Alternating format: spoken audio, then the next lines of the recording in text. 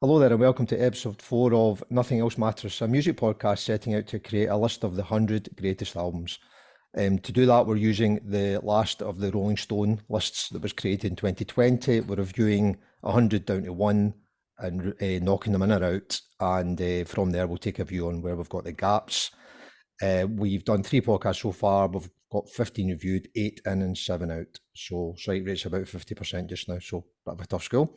To do that, we've got our friends, of course, that have been doing that. So we have tonight Stephen. Hi, mate. How you doing, man? I'm good, mate. Lisa.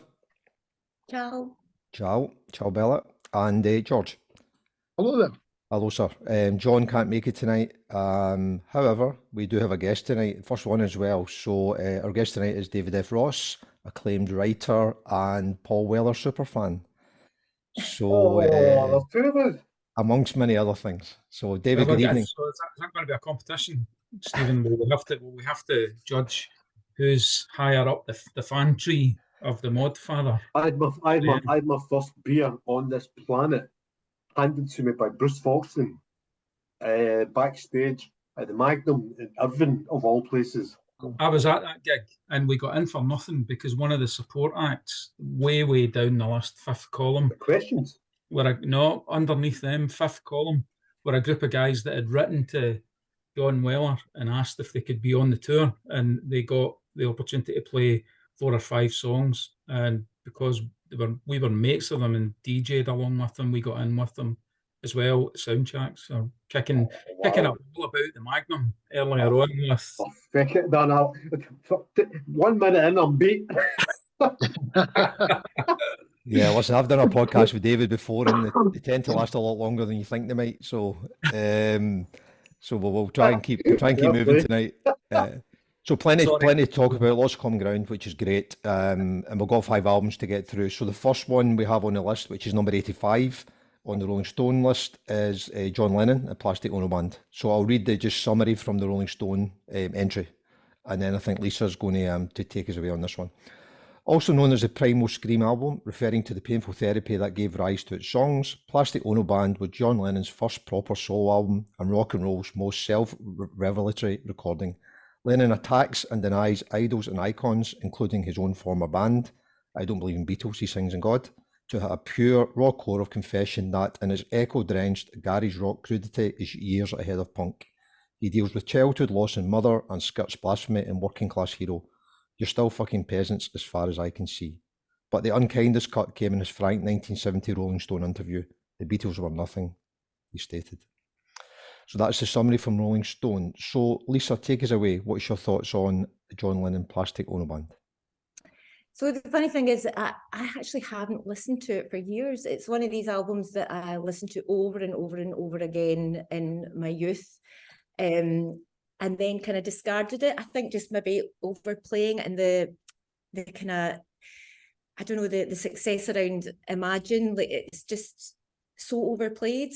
But revisiting it through the podcast, actually, it just struck me what a great album it really is. And it's just 10 great songs, very much a self-portrait of Lennon.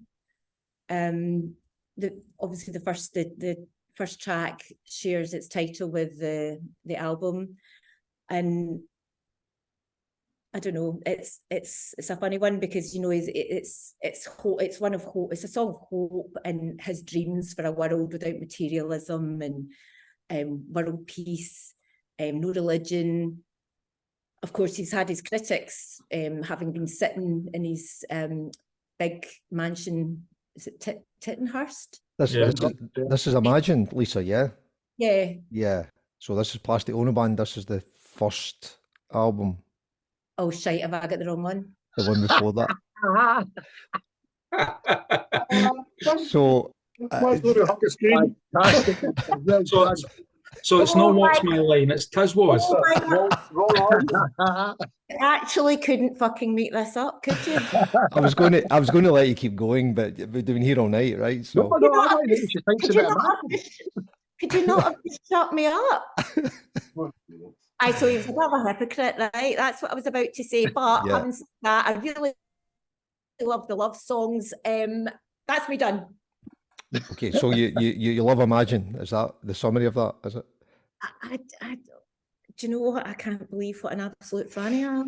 Well, we'll let you come back and vote on it later once you've worked out what album it is. I just saw Imagine and went, oh right, no, that one, right, okay. Well, that's a nice high bar you've set, Lisa. Thanks This for is that. great. Can we do this every night? This is better than the telly.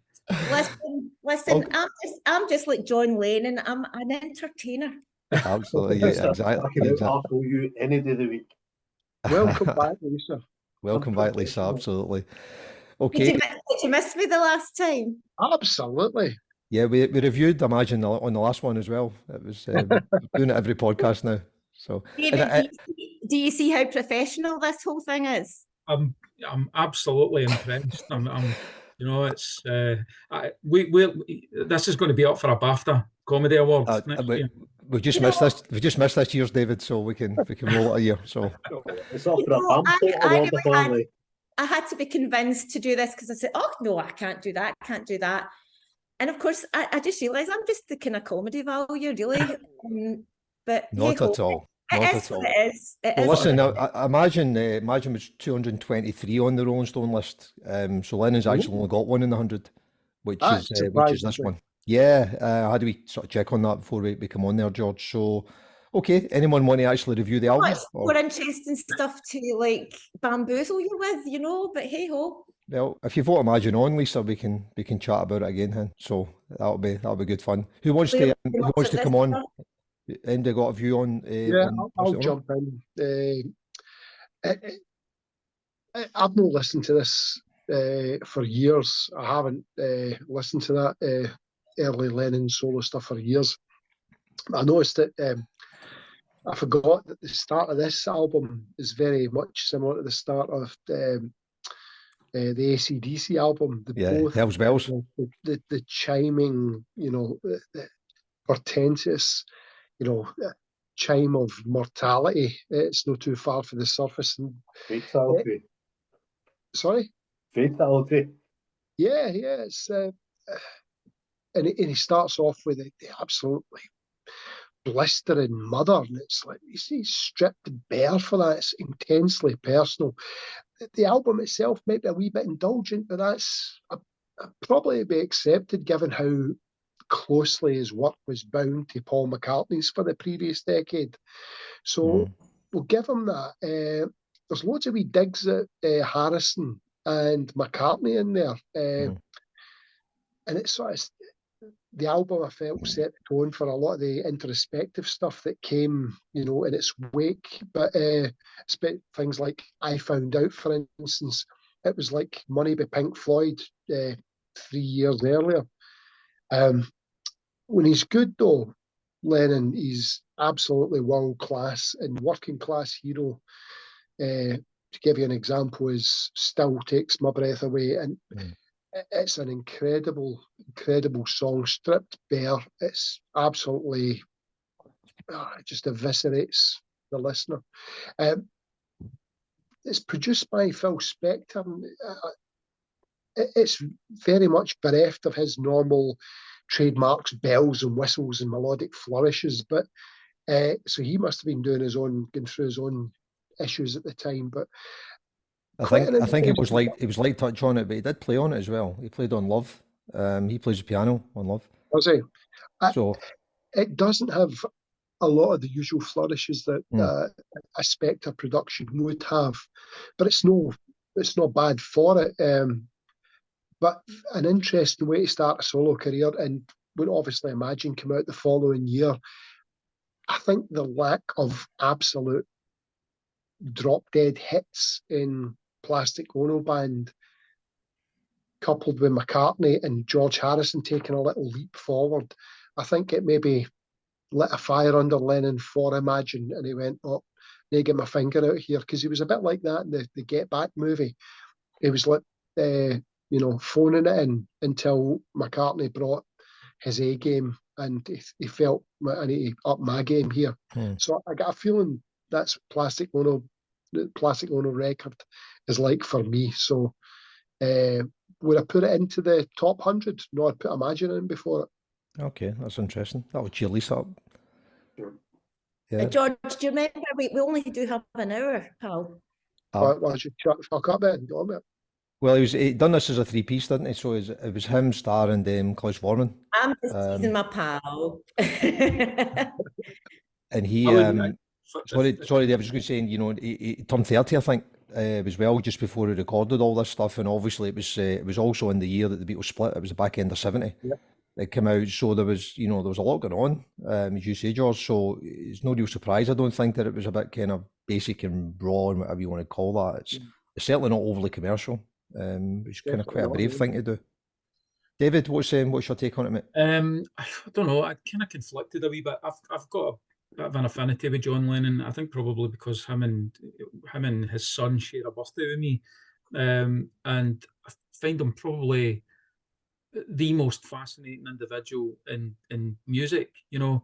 But I think the solo years, broadly speaking, are a bit of, I know this sounds sacrilege, but a bit of a dirge actually to listen to a lot of the times.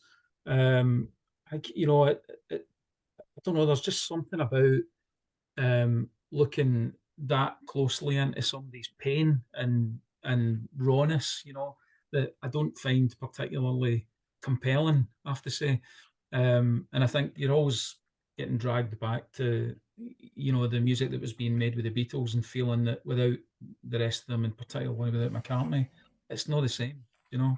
So I think, I guess my summary is that I wouldn't have either of them in the top 100, either the one that you're talking about or the one that Lisa likes, because I don't think. I mean, maybe talk later on at the very end about what qualities make a top 100 and why this one is the way it is. But I think they're not worthy of it, if you know what I mean. It was interesting because he's a worthy individual. Hold on a second. Stephen? I would completely concur. You don't know whether I would have voted it in yet. All right, sorry. Sorry, I was replying to David, and I know exactly how you feel because I feel the same about Morrissey. You know, Paul Smith's. So yeah, absolutely. I know what you're saying. Stephen, I would agree with what's just been said. I think they're great bodies of work, but are they the top 100 albums of all time, which is the ultimate criteria here? And I would say no. I would say no, I'm not. But you just don't think your solo stuff's strong enough for? No, I think that. No, it's not. It's not. Right. It's great. Don't get me wrong, Brian. It's very good, but is it the top 100 albums of all time? Yeah, well, we talk a lot about the subjectivity of that, and it's a very tough one to call. But it's interesting when you talk about your sort of past story and stuff. There's 5 Beatles records in the top 100 at the moment. You can argue there should be 8 or 3, I guess, whatever. But it does show you, I guess, what he was up against. It was also interesting that this record was the record that knocked All Things Must Pass off the #1 spot in the UK when it came out, because that had pretty much bossed the charts for a few months. All Things Must Pass is a far superior record. Aye. I think so as well. Yeah, I mean, the lack of, they're pretty basic records, the Lennon ones, when you compare them to any kind of sonic experimentation from the Beatles era, you know, but they kind of pale into insignificance compared to that, I think. And you know, to some extent, they're particularly early 70s. Maybe talk about this later on, because there's a couple of these records from that kind of period that are really groundbreaking, you know, in other ways. Not groundbreaking in the way the Beatles were, but it's almost like they're to me, they're pretty basic rock and roll records. Do you know what I mean? Not that there's anything necessarily wrong with that, but you know, to come back to point made earlier, I think by any standards, when you're trying to cut down recorded music into a top 100, you know, things that are relatively basic don't seem to fit. You know, they need to have done more. I think they need to have worked harder to get into there, I think. Okay. So it sounds as if we all like it but don't love it, I think, is the take I'm hearing. It's a borderline one, Brian. It's really borderline.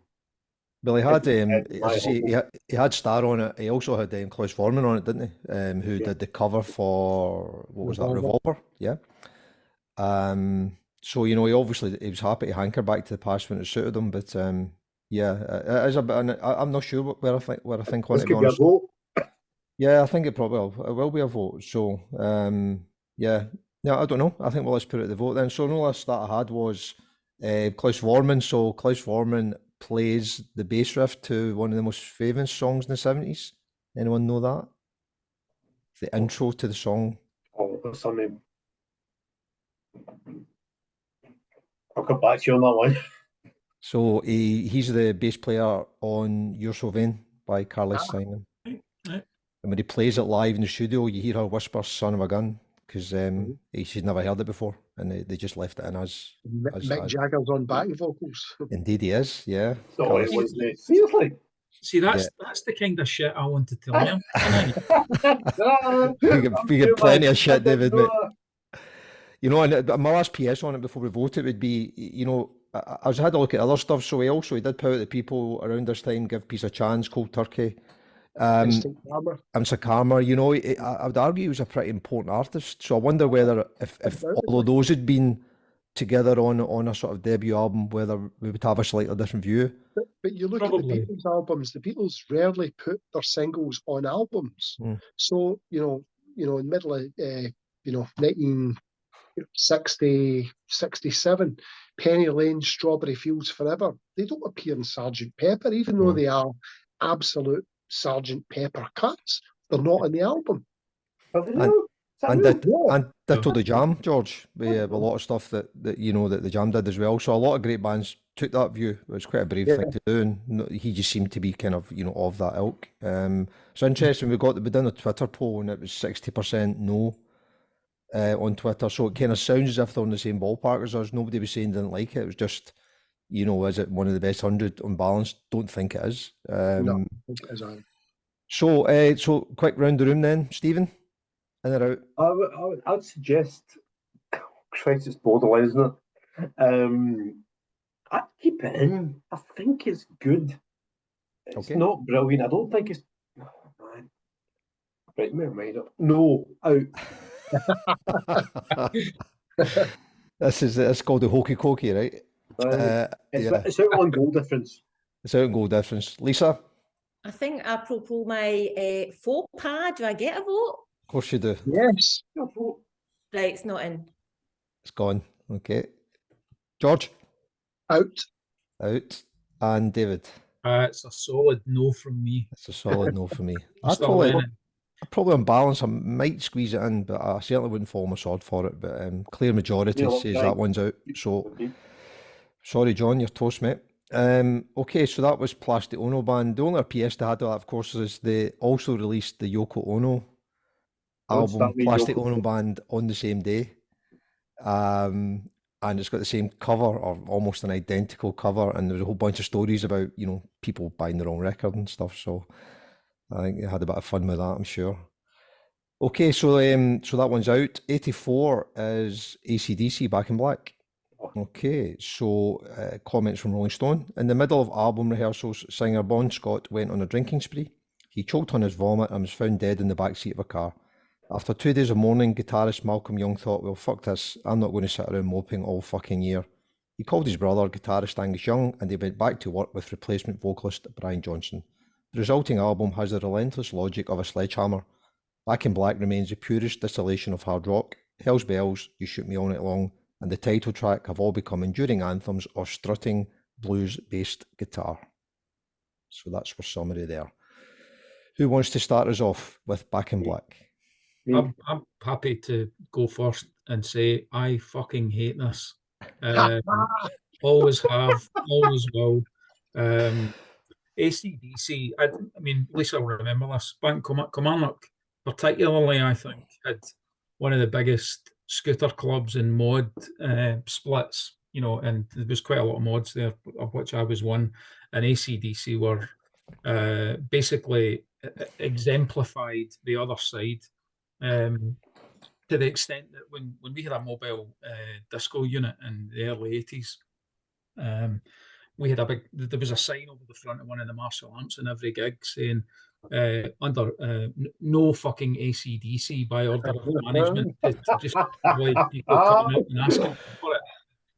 So to that extent, and the reason I wanted to go first here was, an honest confession, I had never listened to this record before Sunday afternoon. And it was with a great deal of reluctance that I actually listened to it. And I was more pleasantly surprised than I thought it was going to be, to the point where if I was going to be invited onto a very serious programme with experts like yourself, I figured I should really be able to back up why I fucking hate this. And the reason that I hate it so much is the voice. Actually, the music is a bit more considered than I thought it would be.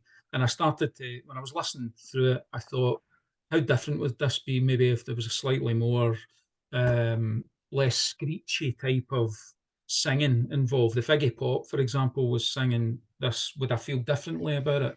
I think ultimately, probably I wouldn't. Imagine Stooges doing that. Well, it's sort of, the musicality in it is actually better than I thought it was going to be. But I can't get over the voice, I have to say. You know, it's just too much. And I think that's probably reinforced why, actually, all things considered, I still don't like this and wouldn't listen to it again, I don't think. So his voice was a bit of a doppelganger, wasn't he, for Bon Scott? So, you know, rather than sort of do a change of direction, he was as close as you would probably have got to. No, I don't think so. I don't get that with Brian Johnson at all. I thought Bon Scott was a cracking frontman, really, like, full of roguish charm. He was a good singer. He played drums on the demos for Back in Black before he died. He was a bagpipe player, obviously played bagpipes on Long Way to the Top. But would you go for a time with him? Sorry, would I go for a time with him? Back then, absolutely. I would love to have hung out with Bon Scott.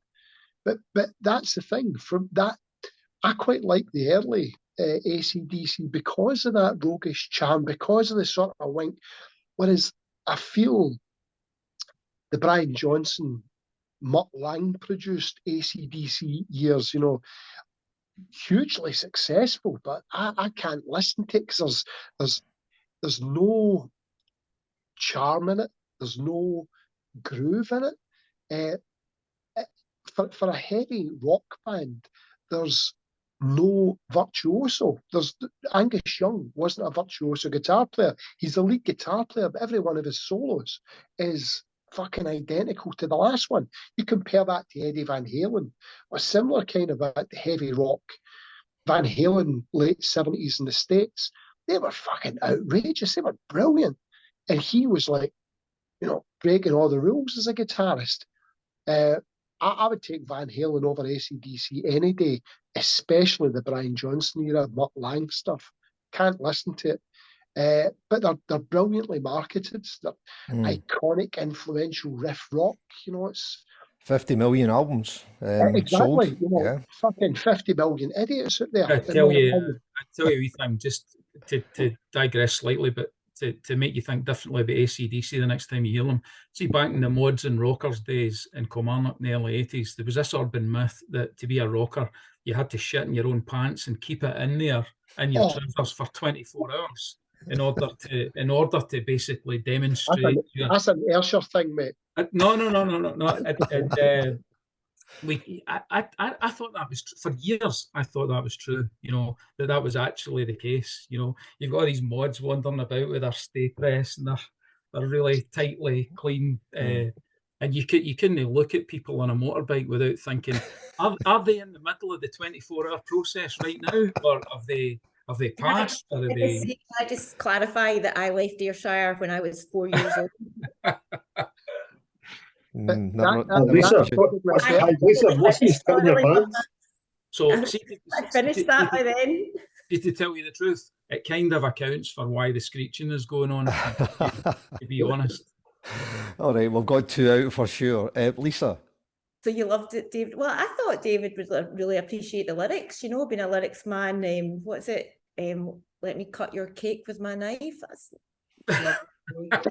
lovely. Neanderthal type attitude to women.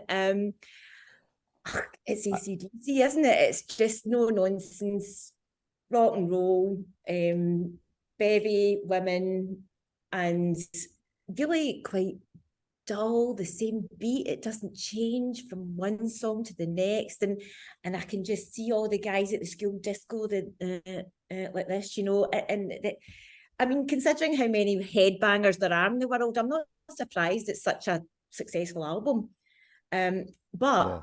I know that you lot aren't as weird as me, but I can tell you right now that you can sing Highway to Hell over every single track in that album. So it's AC/DC karaoke, basically. Yeah. Take from that what you will. Yeah, I wouldn't disagree with that.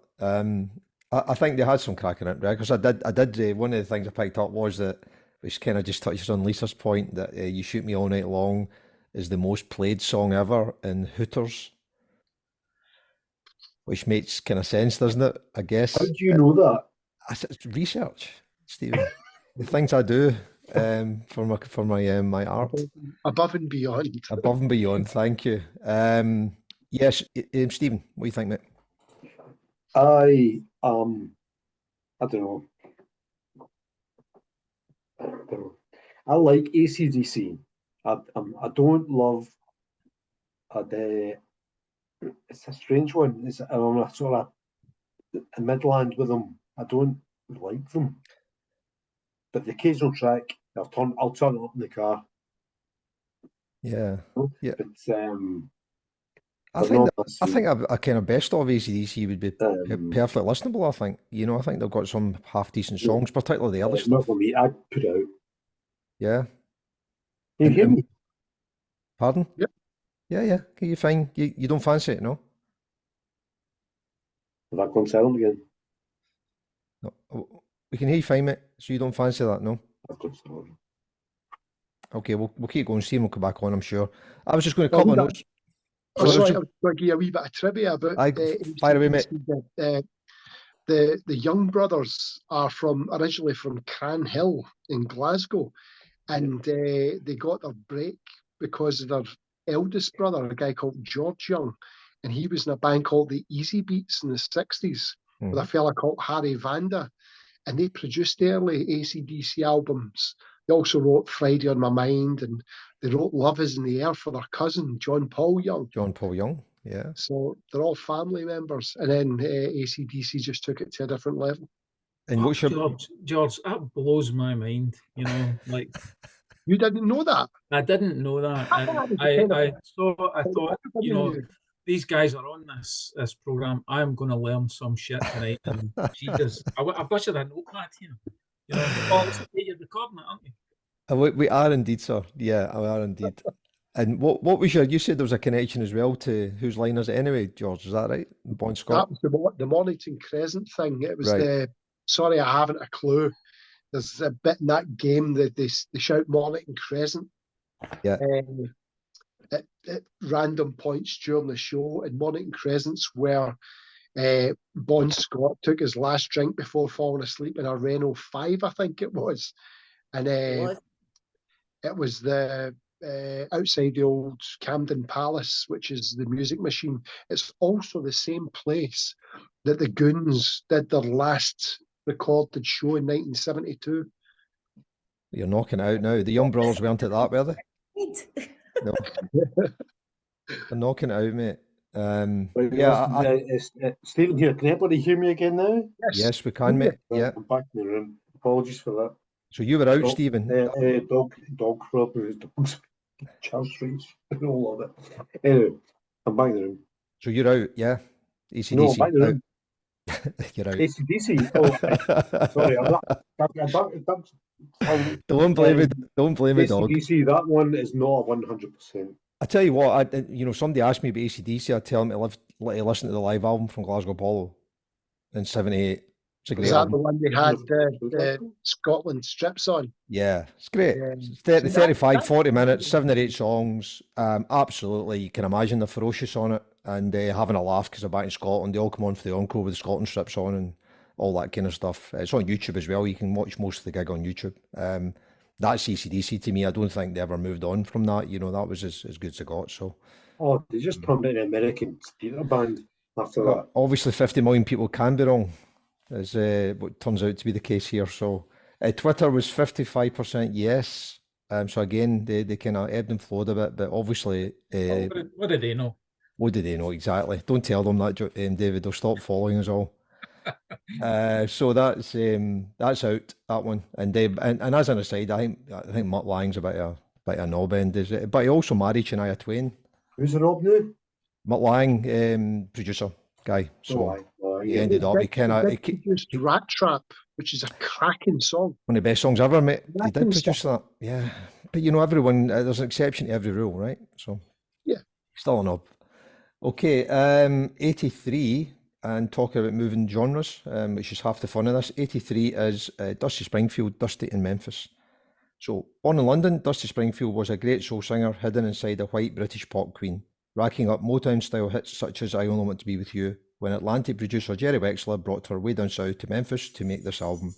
She was so intimidated by the idea of recording with session guys from her favourite Aretha Franklin and Otis Redding hits that she never actually managed to sing a note there. Her vocals were overdubbed later when the sessions moved to New York. But the result was blazing soul and sexual honesty, Breakfast in Bed, Son of a Preacher Man, etc., that transcended both race and geography. So, Dusty in Memphis. Stephen, what's your take on this one, mate? First class. Love it. But I'm going to be a boring bastard about this, but I keep coming back to the point, is it in the top 100 albums ever made? It's superb. It is superb. There's no question. Okay, well, maybe that makes it one of the top 100 then. But is it top 100? Well, something's got to be in it. There's no list, so. Dale and existential on us. Exactly, George. So it's going to be a short podcast, right? I'm going to give it 99. Nothing's in the top 100. They're just not fucking good enough. Apart from all the Weller albums, Of course, we're getting to them, David. So you love it, Stephen. So it's a very positive. I love it. Yeah. I think it's an amazing album. Yeah. My criteria, and I keep coming back to what we're talking about here. Is it in the top 100? Well, it was a big call for her, wasn't it? She'd been a big 60s icon, and it was kind of off the grid a bit when she did this sort of playing working men's clubs and stuff like that. She, definitely stalled, and she kind of went to do what she probably always wanted to do, which was go and record a proper sort of soul record. So, big decision. Signed to Atlantic, Jerry Wexler did all the cool stuff, and away you go, So. Come on, Stephen, put it in, mate. Come on, cheer me up. Would you bin a Beatles album for it? No, but there's 5 in, so no, it's kind of a Beatles. Wait, how are you going to do it? Yeah, put it in, mate. Come on, you feel better. We're getting to the close bit. Yeah, good. I'll take that as a yes. I love the stories of her tantrums. When she got there, because she was quite intimidated, and apparently there was a lot of ashtrays thrown. That kind of, thought this must be great, but of course she didn't record her vocals there. But the finished album doesn't really reflect this idea of tantrums and ashtrays being thrown at people. It remains a timeless classic, I think. But as Stephen says, I don't know whether it's top 100 or not. Well, they had it was the kind of brill building behind it, really. I think 7 or 8 of the songs all came from that world. And generally speaking, whether you love all that stuff or not, the quality of songwriting is generally pretty high. The arrangement, Golfing King and Backrack David and Backrack were given all that at the time. Yeah, the credits are amazing, and her voice, obviously strong, velvety. The arrangements are really gorgeous. It is a lovely, lovely record. By the way, did you know this, George? Go on. That, on Dusty's recommendation, Atlantic signed Led Zeppelin. Yes, and do you know how much for? 170 grand. It was about 400 and something. $143,000. I'm I just thought, it surprised to was, say I that. thought it was 400 and something. No, I'm sure $143,000. Wow. There you go. Well, I thought you might be impressed with that one. I'm impressed. Mind you, I wouldn't I'm necessarily thank impressed. them for Led Zeppelin either. So that's another chat. So But I'm a big Led Zeppelin fan, so I was quite surprised by that, you know, because she was pally with the bassist. yeah, sure. John Paul Jones played in a lot of the tracks that she would have recorded back then, because him and Jimmy Page particularly were legendary session players. That's how they got they made their reputation. Well, it didn't. It wasn't successful at all when it came out. I think Son of Preacher Man was a bit of a hit, but as an album, it almost died. It didn't hit top 40 in the UK. I think it was 99 or something in the Billboard. It wasn't. It didn't re-establish her as a sort of commercial success, but I think it did re-establish her sort of reputation and stuff like that. And she did a couple of albums just after that, which are, you know, equally as good, bit of Philly sound and stuff like that. So, bit of a mojo really for her to get back to that again. David, what's your take, mate? Yeah, I mean, I think Lisa made a good point earlier on there that, you know, timeless is something that you would kind of apply to a record like this. And the fact that it's still regularly played and referenced by singers. Tracy Thorn talks about it a lot, you know, in terms of how sort of perfect the voice is. You know, it's not forced, it's not yodeling like Mariah Carey. It kind of wafts its way in and out of the music, if you know what I mean.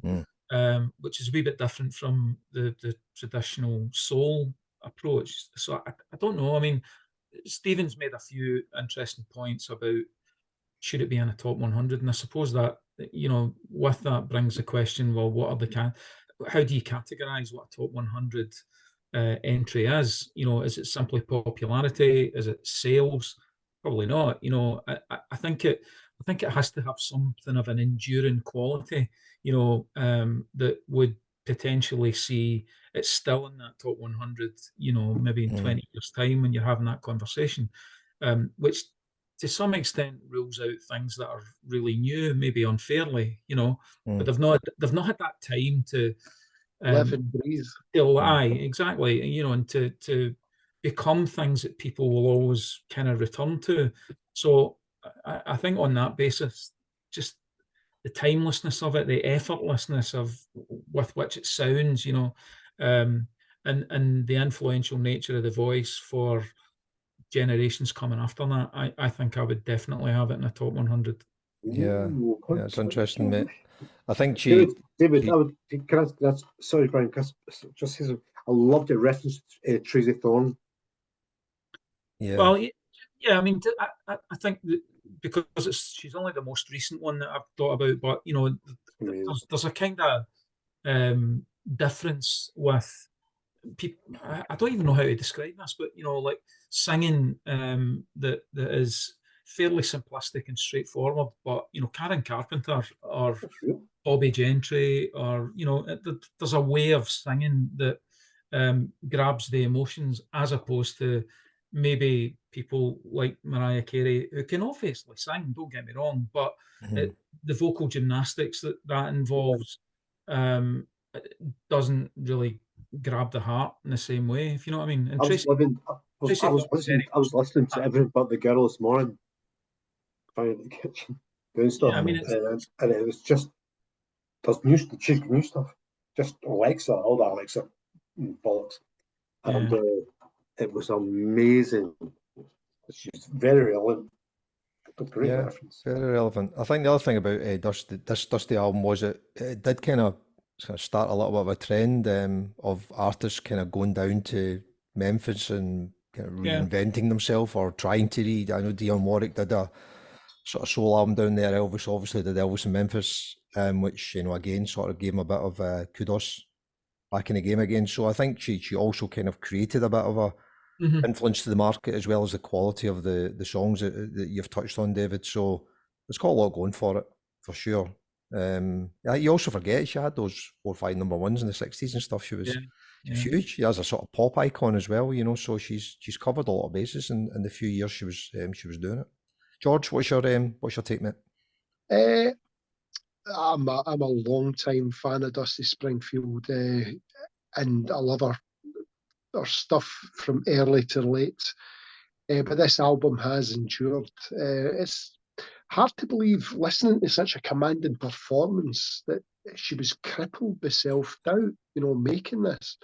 And the commercial failure of the album didn't help her, you know, descending into alcoholism and her battles with her sexuality. But the record stands the test of time. If you put Arif Mardin, Jerry Wexler and engineer Tom Dowd in a room together with the musicians that they had, including one of the writers, Eddie Hinton, who wrote Breakfast in Bed, you can't fail. You really can't fail. So it doesn't matter if it didn't sell a fucking copy or it was a massive commercial disappointment. The songwriters involved, the 4 Goffin and King songs there, Barry Mann and Cynthia Weil, and you'd Eddie Hinton and Randy Newman. And almost every tune is like perfectly judged and suited her voice to the T. You know, you've got the standout tracks for me would be obviously Son of a Preacher Man. It's an iconic tune. Eddie Hinton's Breakfast in Bed, which has been covered by hundreds of people, and Randy Newman's Just One Smile, which is very, very unlike Randy Newman. But it's when he was dipping his toes into the sort of brill building, you know, Neil Diamond type writing. And it's one of his best pop songs. And she delivers it beautifully. It's absolutely gorgeous and tender and everything I want for an album. The one thing that you look at it and think, I think it's only maybe about 29 minutes or something like that. Just 32 minutes. 32 minutes. And you're like, on the one hand, you know, part of you's longing for it to be a wee bit longer. But on the other hand, there's not a second wasted on it. You know, there's nothing. There's no filler. There's no fat. No filler. Right. Perfect album. Great album. Absolutely perfect in that context. Yep. We've had a few of these, David, where we actually have quite enjoyed some of the albums. Certainly tracks in the albums, but you know, you're getting records that are 60, 70, 80 minutes long, and you know, I think we're all saying you have to be bloody good to be able to carry that for all that time, and it's normally more of a sort of later development, certainly through sort of CD land and stuff and streams, that people seem to have padded out their recordings. But certainly back in the day, you know, that sort of 30 to 40 minute album, it just hits the spot, really, doesn't it? So there's not a lot more I could add to that, really. She kind of fell away again a little bit, although Reputation stayed pretty strong, but commercially, again, she never, 70s didn't really kick on. She ended up, as George says, almost sort of stepping out of the limelight. Elton John, huge fan, said she's the best white female singer there ever was. Which I guess, you know, you can argue that may be the case. The one question I had, because I know you know this one, so Son of the Preacher Man was her last top 10 hit until what song came out? The Pet Shop Boys one, was it not? Yeah. Pet Shop Boys, yeah. What Have I Done to Deserve This? Which I think was about 86 or something. So, and again, she bounced into that. She did the soundtrack, didn't she, for the Scandal movie and stuff. Again, she was quite 80s, early 90s, pretty hot again. But there was a good wee thing that the Pet Shop Boys did. They did a U2 song where the streets have no name. Yeah. And they sent it to Bono in Ireland, and he get back to he sent him back a message saying, what have I done to deserve it? I was like that. You knew Bono with a sense of humour. There you go. Thanks for learning.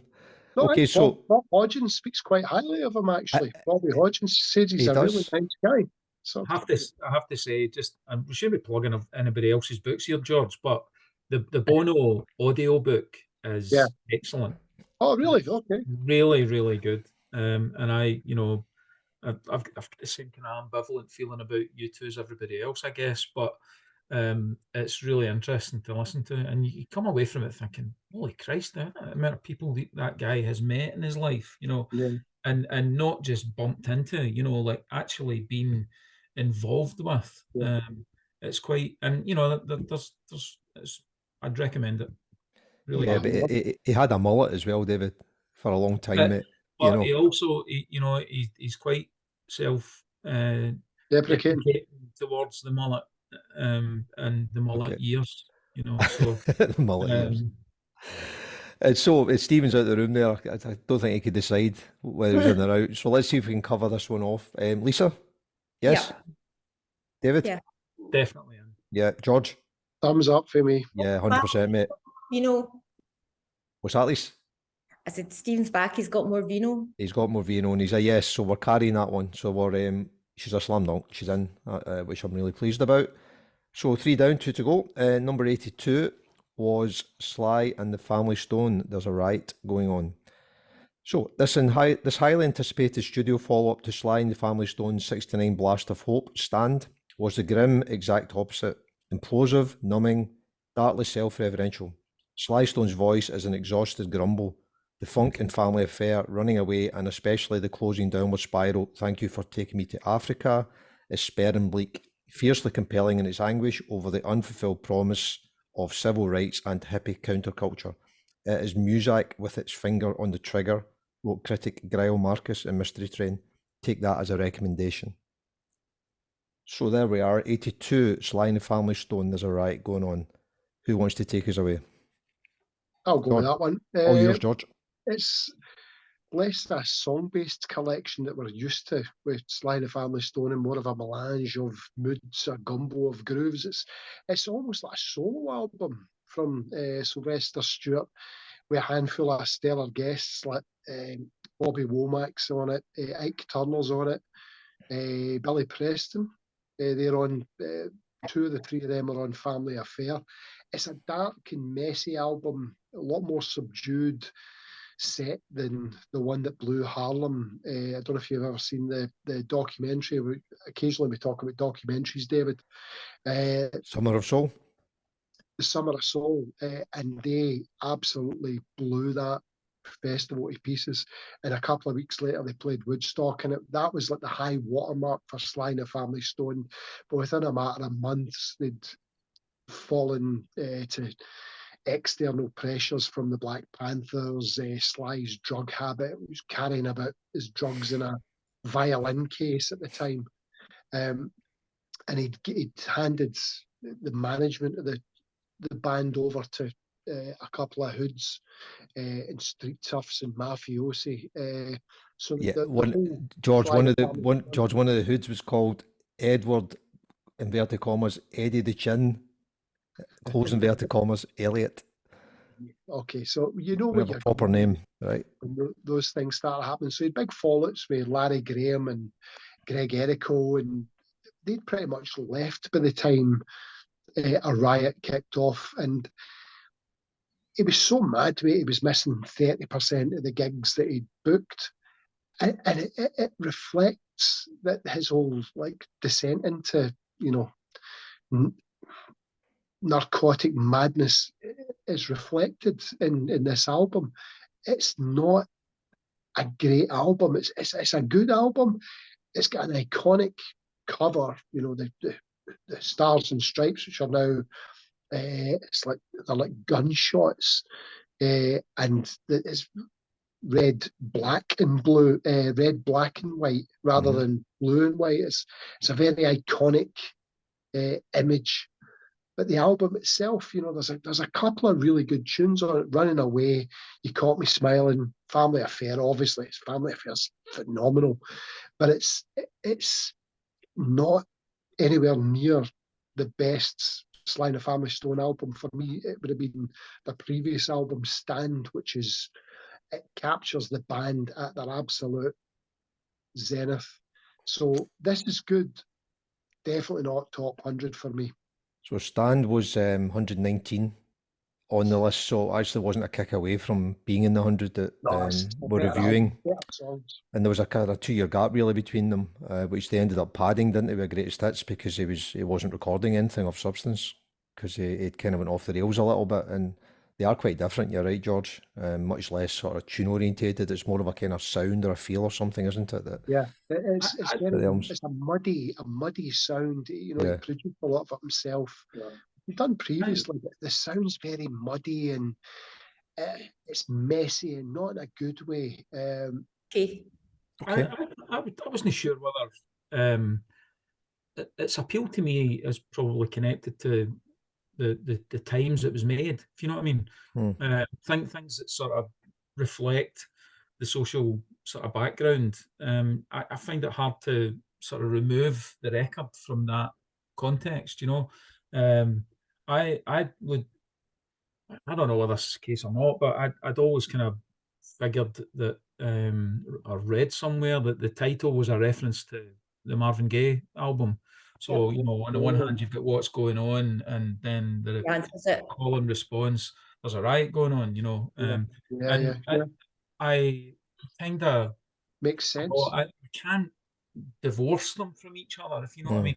I mean, the Marvin Gaye album for me is a better record, but there's something about that descent into sort of social civil madness of early 70s that I think the Sly album sort of reflects. And it's always made me wonder whether that's in any way deliberate.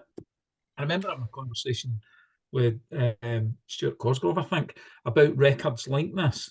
And the thing that I'm always curious to know, did people understand that they were likely to be, you know, masterpieces at the time? I'm talking particularly about the Marvin Gaye record. When it comes out, you know, it's a wee bit like the Beatles thing, you know. Imagine hearing a Beatles record for the first time when it came out. Is anybody having a conversation maybe like the way we would have a conversation now, where you're trying to, you know, you're automatically thinking, people are going to be listening to that record in 50 years' time, 60 years' time, 70 years' time, do you know? There is a bit of a trend. There is a bit of a trend where you've got a lot of iconic albums that had sort of pretty difficult landings or birthings or whatever you want to call that, you know. And so you get this one. Marvin Gaye certainly didn't have a clean run at What's Going On, and you think one or two of the Beatles records at the time weren't particularly well received. Some of the Stone stuff they did early 70s. So maybe is that time thing that you talk about. You maybe need that context of history to place, you know, I suppose any kind of piece of artwork into the context in which it was made, and understand that, you know, actually it's a reflection of its time, you know.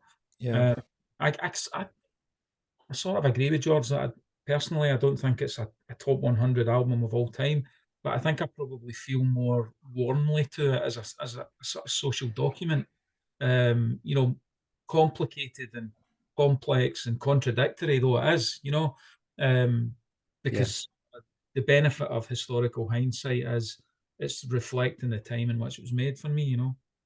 Lisa. See, I'd be interested. Oh, sorry, George. I would be interested to know if Sly Stone, who's considered the J.D. Salinger of soul music, I'd be interested to know if he actually consciously was writing a piece that reflected his world, or it was just like, shit, I'm contractually obliged to deliver something here.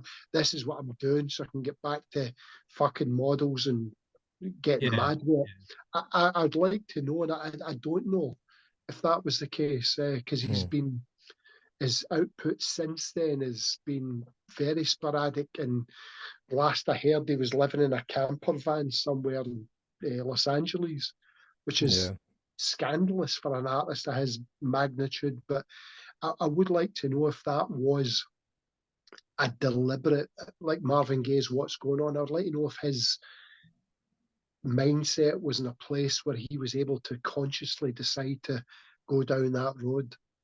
I mean, it does suggest that he was socially aware. You know, there is a bit of a sort of stream of consciousness running through quite a lot of it, and it's quite ironic because most of it's a kind of solo album really for him. You know, he had contributors, but it certainly wasn't like the previous ones where there was a band you know, recording output and stuff. So very much was his story, I guess, you know, for better or worse.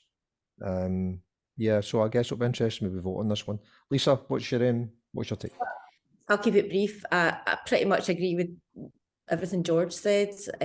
Compared to the previous album, I think this is very much a reflection of his emotional state and what was going on at the time, all the fallouts, the drugs. You know, he was losing control, but in terms of the music, he was taking control himself, and was pretty much a bit of a dictator, I think I've heard him described, as far as the rest of the band was concerned. But I mean, that aside, I love the album. I do love it. It's really funky. What's not to like, you know? I actually can't decide about the yes or no. We'll give you a minute. Lisa, there's a borderline. Give you a minute to think about it. Stephen, what do you think, mate? I'm like Madonna. I'm right on the borderline here. Madonna's not 100 either, I might add. That I was coming to that. I know. She should be. And I think this one just slips over the border. You think it tips in? 101. Yeah. In my opinion. So you'd put it in? No. You tips out, right? I see. Okay. Just tip over the border, in my opinion. Okay. I mean, I think one of the things that it was interesting, David's point, is that, you know, legacies or stroke influences, I guess, is one of the things that maybe makes things enduring, not necessarily how many records it sold, although it's not unimportant, is it? But become a sentiment. Sentiment doesn't come into this. Yeah, but you've got, without this, you probably don't have Stevie Wonder doing his electronic funk, you know, through mid-70s, and that run of records is then he done it, I got called Sylvia. Yeah, I get that. Funkadelic, George Clinton, Parliament. I mean, a lot of this is derived almost directly, I think, from this. Certainly not this record per se, but certainly this sound that was coming out of that. So that stuff we talked about last week with Bitches Brew with Miles Davis, it's a very influential record, and you can definitely draw lines from those records to Sly's record to Herbie Hancock and the like. Yeah. Sort of electric funk that came afterwards, Weather Report and stuff like that. So, but mate, it was 94 minutes as well, George. Bitches Brew. John's favourite. We were struggling, Mr. Welsh particularly. I don't think John made the 90-odd minutes, did he? Didn't make the 10th minute, I don't think. Oh, nightmare. So let's have a wee one last call out on that was, what was the other note I had, which was quite interesting? Yeah, Family Affair, first #1 in America to have a drum machine on it.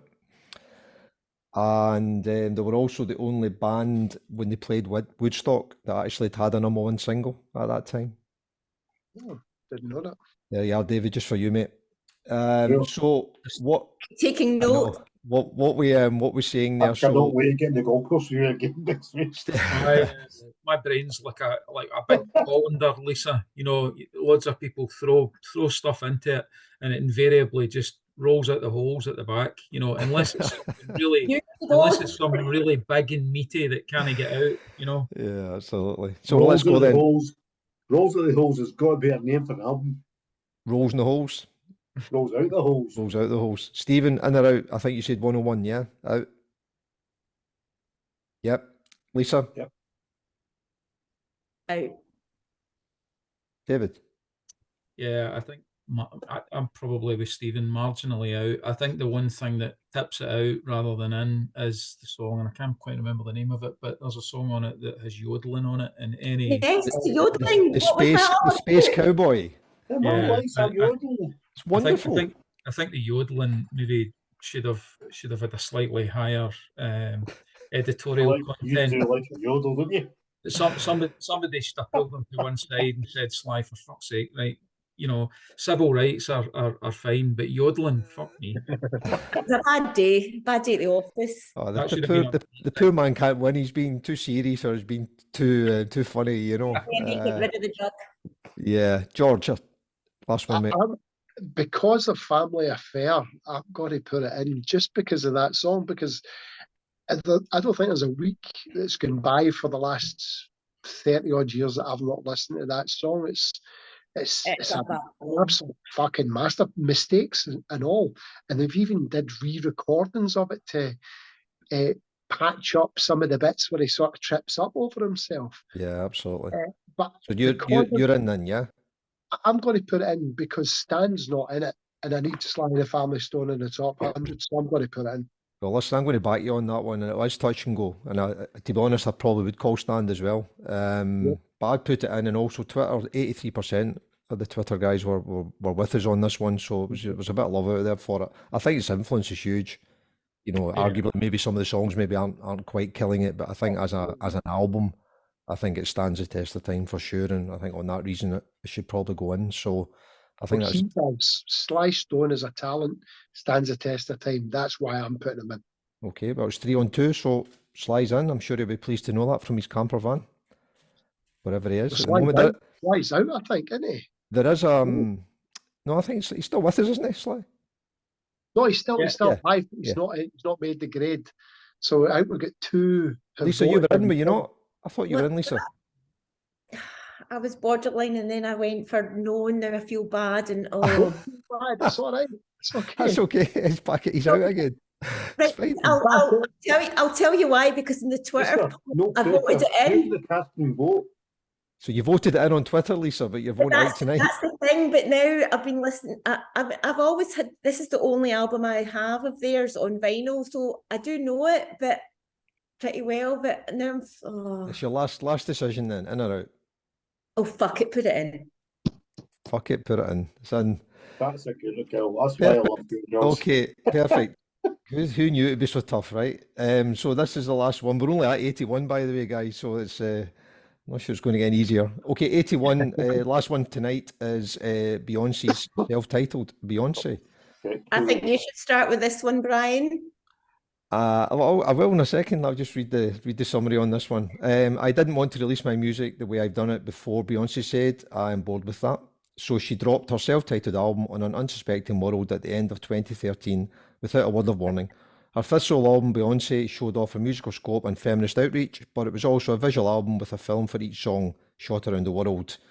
She had high-profile collabs, Superpower with Frank Ocean, Mine with Drake, Flawless with Nigerian writer Chimamanda Ngozi Adichie, Drunk in Love with her husband Jay-Z. But Beyonce proved that nobody else was on her level. So that was the summary. I'm happy to do a couple of words on this one. I really like Beyonce. I don't think this is her best album. I think there's a lot of influence in there. So she did this kind of video album to support the recorded album, which was kind of unheard of really at the time. And a lot of people then went down to that kind of album videos, if you want, which I think is quite important. She did the drop, which really nobody was doing at the time, which again sort of changed the whole kind of mechanism for doing it. She got release dates changed. Used to be that worldwide release dates were Tuesday, and certainly America had always been that. She got them moved to Friday because of the drop, because everyone sort of saw the future in doing that. So I think there's a whole bunch of stuff in here. I really like the back end of the album. Last 4 or 5 songs I think are great. Quite down actually, quite a little bit dark. Which I like Beyonce when she's doing that stuff. But I wouldn't put it in for a couple of reasons. One, I think she's got better albums, and she's got another one in the top 100 that we'll get to. Also, it's 66 minutes long. I don't think it's 14 tracks. I don't think it's strong enough for the 14 tracks that are there. I think it's probably backloaded, as I say. I think it gets better as it goes through, but I think it sags quite a bit in the middle. But I think she's iconic for sure, and I think she's had massive influence between her and Jay-Z. Right, maybe you're going to thought this. She's no iconic. She is iconic. Whether you like her or not, she's iconic for sure. Absolutely. Yeah, stand by that. I wouldn't vote her in on this one, but not at all. She's iconic in the same way Madonna's iconic for sure. Fair play, right? Fair play. That's why we're on, mate, isn't it? So it's a no for me, but you know, got a lot of time for Beyonce. If I had a golden ticket to go and see Madonna or Beyonce, where are you going? Well, that's an interesting point, Stephen, because what I was going to make is I think Beyonce is one of these artists who exists for live performance. She's got to some extent. The records are, you know, I think maybe the LPs certainly are kind of secondary to that. You know, yeah. seen Beyonce live before, and it's an unbelievable show, you know. And it was around about the time where, you know, you're looking at traditionally, my attraction would be guitar bands, you know, 4 guys on stage who, you know, Wearing suits. play a song, you know, stand about doing fuck all between the songs other than tuning up. And the contrast Partly. between something like that, and don't get me wrong, I still like that, but see the contrast between that and a show put on by someone like Beyonce or even Jay-Z or Eminem or whatever, it's fucking night and day, you know. The attention to detail and everything in it is incredible. And I kind of, you know, I kind of looked at that and thought, are the records a means to an end to allow live performance to be the thing for someone like Beyonce? And I certainly think that. I don't think the albums are necessarily strong enough to exist as artifacts in their own right. But put her on a stage, and there's no, I maybe you're saying about Madonna there, but I don't think there's anybody better. It's unbelievable watching her live, you know. So why do you think she sells so well then, David? So this was her 5th consecutive #1 album. I think it's tapping into that sort of soul R&B strand that runs through American music all the time, you know. And I think it's now become something that's kind of really heavily influenced UK music as well, you know. So there's a kind of background to it, but would you buy it? I wouldn't buy a Beyonce album, but had I non-vital organs to spare, I would go back and watch Beyonce live, definitely. You know, and I know the ticket prices are ridiculous, but yeah, if you haven't seen it, I'd well, here, get this. I've never seen the Rolling Stones live. I'd rather go and see Beyonce and see the Rolling Stones if I was spending that amount of money. Comment of the night. If I was spending that amount of money live, I think I'd probably rather go and see Beyonce than the Rolling Stones. Oh wow, brilliant, brilliant. That is a statement. Stephen, come on there. You follow that one, mate. What do you think? Right, up to it. Beyonce, I listened the last 24 hours. Between various tasks, spotting the dog, all that stuff, dump, what? Anyway, we'll go now. You were dumping? Life.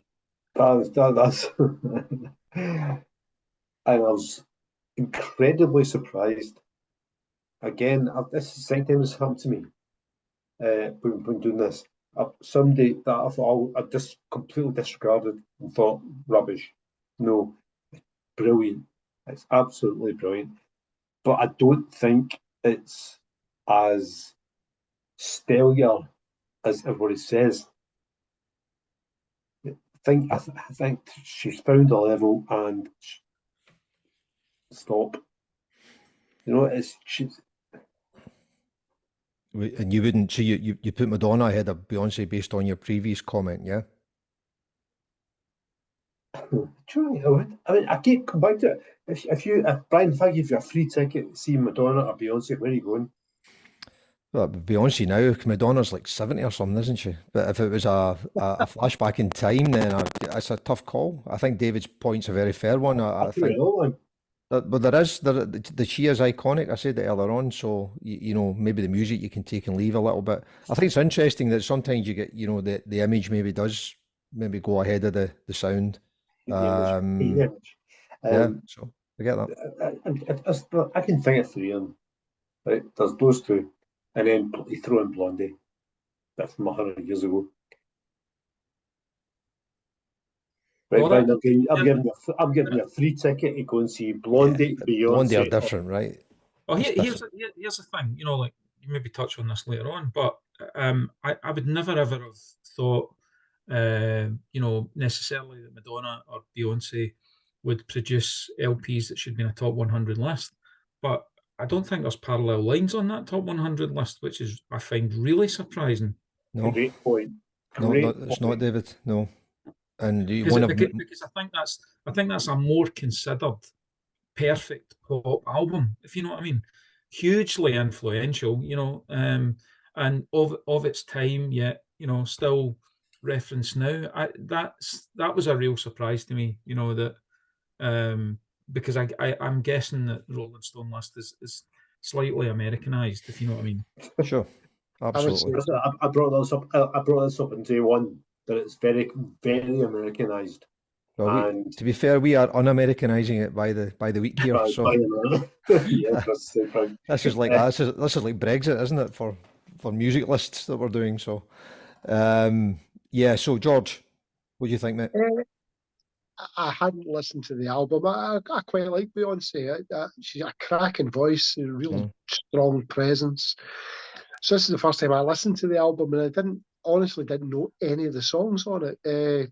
Yeah, I don't tend to listen to commercial radio stations, you know, the Clyde ones and the radio ones and stuff. So I didn't know any of these tunes. But there were a couple of good tunes in this. I quite enjoyed probably 3 or 4 of the first half. But as you said yourself, towards the end of the album, it was a lot more stripped down, and particularly was it Heaven and Blue towards the end, where they were outstanding because it was just her, the voice, stripped down arrangement. I liked that a lot.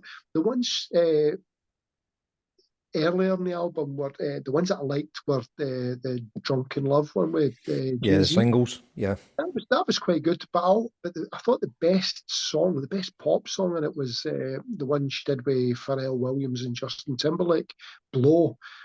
Brilliant pop song. It's very early 80s Prince, Michael Jackson kind of vibe. Rocket too. That was another good one. Cracking arrangement. But the latter songs on the album, Heaven and Blue, lyrically were good, as well as the song Mine she did with she ended up doing that one with Drake, and then Drake fucking arrived and nosed it up. That I was enjoying that lyrically until he arrived. That probably refers back to a previous episode, right? When we reviewed the Drake album. I can't warm to the guy. Superpower was good. I like that too. Another highlight of the album. You sound pretty positive, George. I'm positive, but I think if you took 20 minutes off this, I would have said absolutely yes in there. I'd say there's about 5 or 6 really, really good songs on this. There's more good songs on this than there is on There's a Riot Going On. Whether I think it's a classic top 100 album, no, probably not. But she's got a voice and a presence that sets her apart from almost all of her contemporaries. I would love to see a Beyonce show. I think she's incredibly talented. But would you give up a kidney for it? No, I definitely wouldn't. But I take his point about you would choose to see a Beyonce show over the Rolling Stones these days. I think that point is past for certain bands like that, whereas Beyonce's star's still on the rise. I think she's still got a lot of interesting records to make. So I won't be as dismissive of Beyonce's recorded output in the future as I maybe was before I listened to this. Yep, me too, mate. Lisa, let's finish us off then. What do you think, Lisa? I enjoyed it. I'm not really a Beyonce fan, I have to say, for no other reason than I've just not listened to anything so far. But I enjoyed the album. She says we should all be feminists. You know, she's trying to put a message there. Oh, don't go off feminist on me. No, I'm not. I'm not going to go there. I'm not going to go there. You go wherever you want, Lisa. Obviously, well, she's saying, you know, there's for women it's pretty hard now, where, you know, in the world of Instagram and TikTok and everything, you've got to look perfect and it's all about the clothes. And she says that in her lyrics, and but that's quite easy to say when you're Beyonce, when you're absolutely fucking gorgeous and extremely rich. But she obviously has her own insecurities, which she's very, very keen to say, you know, I'm not just Jay-Z's wife, you know. I mean, look at me, not just Mrs. Carter. Yeah. Which most people see me as. But Yeah, I did it. I did enjoy it. I'm kidding. I was joking. He's my husband. Is she a good role model? I don't know. Would you put her on the list? This record? No. You wouldn't. Okay, good I've record. been a negative cow tonight, haven't I? You have a bit, yeah, absolutely. You need to send you back on holiday again. But should we put Imagine it? You're going to mention including the wrong bloody album. Well, yeah, exactly. If you're going to add value, pick the right albums, Lisa. Come on, for goodness sake. I hope you're going to propose Imagine at some point in the future.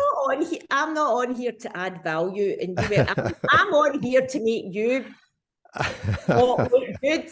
I think you're failing miserably. So, Lisa, you're on no, I think, there for Beyonce. I'm a no. Stephen, I think you were on no as well, mate. It's a beautiful album. It's a brilliant album. Fantastic. I keep coming back to this. Is the top 100? Oh, your call, mate. In or out? I'd go number 99. I'd slip it in. It's in. Okay, George. Toss your coin for me. I'm exact same as No, five or six cracking songs, really good songs. As a body of work, Come on, George. You can do it. You can do it. I don't think I can. I don't think I can put it in. I'd have to listen to it, repeated listenings to see if I would be invested in it as I am with some of the other ones. So, as much as I like a few of these songs, I'd have to say no. Oh, close but no cigar. David? Yeah, I'm a no as well, actually. Yeah, I think she's an incredible live performer, and I feel less bad about saying no because I think she's got another album on this list. She has. 100, yeah, she's got one coming up a bit higher up. I think it's a stronger album anyway. Yeah, I tend to agree, mate. That's a great shout. We'll maybe get you on for the Beyonce too. Oh. I'd end up, I don't have anything original to say. I'd end up having to say exactly the same things. It would only be the album title that would be different. Nice album cover as well, as an aside, pretty cool. Bearing in mind how iconic she is to drop an album that's just got a black cover with her name on it. I think it's quite clever. So like that. I wouldn't put this one in, but I might go into bat for the next one when it comes through. So. Whoa, hold on. Is that a 3-2? It's a 4-1. You would have put the videos in though, Brian. What's that, Lise? You would have put the videos in though, wouldn't you? The videos are number one, number two, number three. Yeah. In my defence here, I've got a wee bit of PTSD here with Beyonce because every time I try to listen to that album, you know how images come into your head when you're listening to music, and it's always the same one with the same song or the same type of music, and all I can remember is nights in a local establishment where I've been reluctantly dragged, and it's like 1 a.m. and Beyonce's playing and middle-aged women all dancing, and they know every fucking word, every single word to Crazy in Love, Drunk in Love. They know. I know every word to Crazy in Love. Even when she's talking, they know every word, and there's dancing. They're all doing this.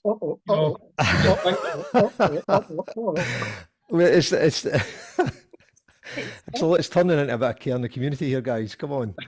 I was like, women as well. I'm like, what is it's like a cult.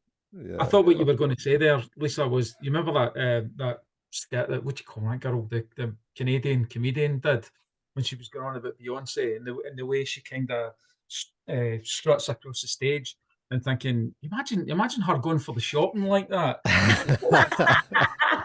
The thighs it, the legs it, and she's carrying a couple of bags, Crazy and that's what you're going to say. Well, she clearly speaks to a lot of women because if they know it word by word, they enjoy it. Yeah. Well, she's bootylicious, isn't she? She certainly is. Can't disagree with that. So that's an ass of envy to me, yeah, definitely. That was a no for Beyonce, so I make that. So Lennon was a no, AC/DC was a no, Dusty was a yes, Sly was a yes, and Beyonce was a no. So 2 in and 3 out. Sly was There's a a no. lot of no's going on here. No, Sly was Sly Sly was a yes. Lisa changed her mind. Oh, she did. Right, you're right. Oh, Yeah. shite. Yeah, Which while we're still on the podcast, we're allowed to do. But once it's gone, it's gone. So that's 20 we've reviewed, and that's 10 now. We're bang on 50%. I'm retrospectively quite glad about that, Lisa, because I don't want to come on here and be a doom monger who went off for getting booted out the squad and only one of them left on the pitch. What I suggest we do now is we should offer it to David. We should read David the 20 previous albums or the 15 previous albums in a quick in or yes out. Or no. A quick yes or no. Yes. Okay, I can do that. Just give me a second. Fire round. Oh, snap. No pressure, George. Thanks for that, mate. Okay. What are they? So just let's do that, and then we'll just Don't say ask me, because I wouldn't know. No, I've got them here. So David, just in or out, mate. So the band, music from Big Pink. Out. No, George. You want a sentence after that? Quick one then. No, yes or no. Sorry, what was that? Self-indulgent what? Self-indulgent cowboy crap. Thank you. Taylor Swift, Red. Out. Lucinda Williams, Car Wheels on a Gravel Road. Oh. It's a bit dirge. Out. Metallica, Master of Puppets. Metallica. There is outer space. Outer fucking space. So as a quick aside, that's why the podcast's called Nothing Else Mattress. It's one of their songs, and a guy got a tattoo done, and he got the tattoo to say nothing else mattress rather than matters. And it went viral on a Twitter feed, and Lisa shared it, so we've decided to call the podcast that. Okay. REM, Automatic for People. In. Drake, Take Care. Out. Stooges, Funhouse. In. Missy Elliott, Super Duper Fly. Never heard it. Hard to say. We put it in. Okay. It was surprising. We all really enjoyed that one. Jimi Hendrix Experience, Axis, Bold as Love.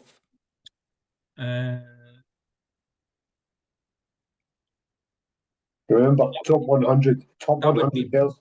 Borderline for me, but I'm assuming there are other Jimi Hendrix. Are You Experienced is already in it? There's two more, and 2 more in the top 100. Yeah, I'd say out on that basis now. Okay, Bruce Springsteen, Darkness on the Edge of Town. Out. Yeah, broke my heart, that one, David. Okay, well, there are other records that are going to be in there from Bruce. Yeah, just one. Yeah. Neil Young, After Gold Rush. And Erykah Badu, Baduism. I've got that, but I can't say I've listened to it in probably 15, 20 years, so I don't actually know. I'll say out. Yeah, if it was top 100, you might have listened to it in the last 15 years, David. Yeah. 88, David Bowie, Hunky Dory. Yeah, definitely in. I think we collectively all said, why is it 88? Why is it not a lot higher? That's true. Miles Davis, Bitches Brew.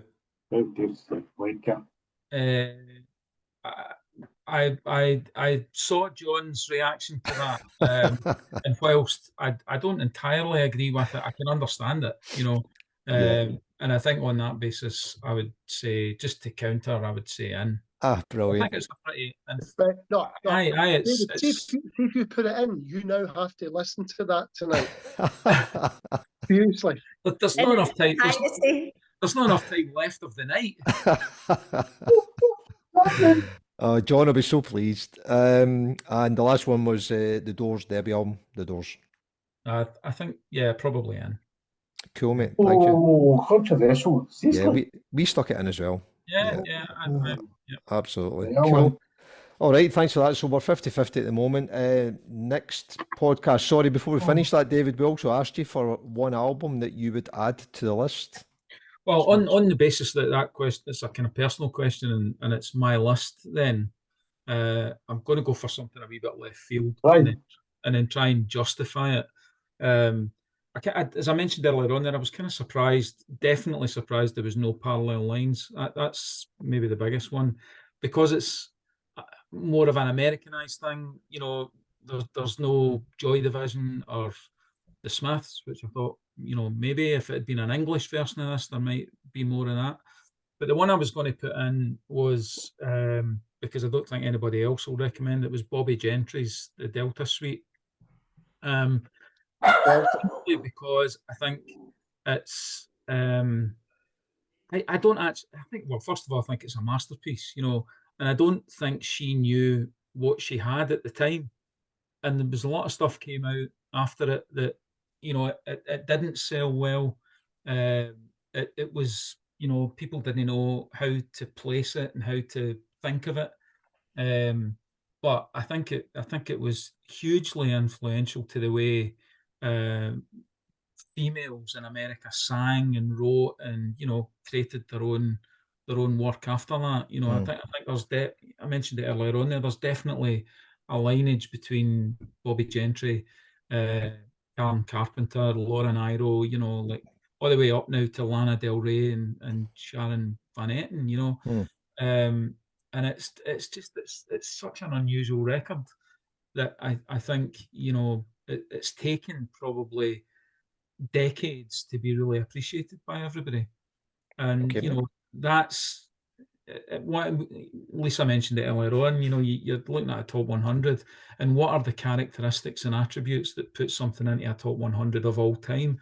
And I think something to be enduring and getting a new audience regularly with every generation, I think that's maybe one of the qualities. You know, I doubt anybody else will vote for it, but I think on that basis, it would be something that if I was compiling a top 100, it would definitely be in it. Okay, well, you've put it forward, so we will review it for you. So next podcast, guys will have listened to it, and then we'll give you a year and a. And if it's a yes, it goes on. That's simple. Good stuff. Okay, mate. So thanks for that. It's really interesting. Next podcast, the 5 albums we have are Sex Pistols, Never Mind the Bollocks, Frank Ocean, Elvis Presley, Sun Sessions, The Who, Who's Next, and Curtis Mayfield, Superfly. So really interesting mix. Another eclectic 5 for sure. So we'll have some fun with that. Any more, guys? Lisa? Can someone like be in touch with me and make sure that I'm definitely reviewing the right albums? Yeah, I'll drive down your house, Lisa, and we'll clarify all that for you before we start. Go through it with me. I like to be shown things. That's who I am. Well, Steven's went away for another bucket of wine, so he's gone. So, David, can't thank you enough, mate. Thanks very much. It's been a pleasure getting you on. Nice bit of again. You know, it's been a wee while, so yes, an absolute pleasure to have a chat and talk about music and shit and all the rest of it. So yeah, well, you're in good company. Catch up in person sometime. Yeah, that's lovely. Love to do that. And Lisa and George, as ever, thank you. And we'll see you guys again in a couple of weeks. Thanks, everyone. Stay safe. Take care. All the best. Bye now. Bye.